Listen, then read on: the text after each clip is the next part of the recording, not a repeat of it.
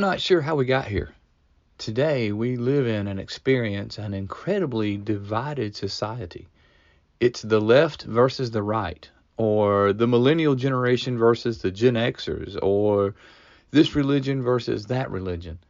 We find ourselves constantly feeling polarized, isolated, and misunderstood. This divide occurs in our professional as well as our personal relationships. There is nothing more damaging than to have a professional act unprofessional to their peer or to someone they lead. When we allow our feelings to drive our behavior, we spew disrespect to those around us. There is no excuse for allowing rude, arrogant behavior to find its way into our workplace meetings. Likewise, we must be aware of how we are behaving in our personal relationships. If neglected, our relationships can become filled with apathy, selfishness, and distrust. Strong relationships take time and work. Learning to value others translates into learning to approach and treat those around us with care and concern.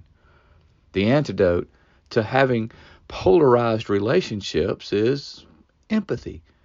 Putting yourself in someone else's shoes is the secret to successful relationships on all levels. It is important to remember that empathy is a choice. It can be taught, practiced, and learned. It is the one trait that everyone can accomplish. We talk about the lack of empathy in our lives and in our culture on our Crossing the Line podcast. This podcast is full of practical and helpful tools that will encourage you to start using empathy in your life every day.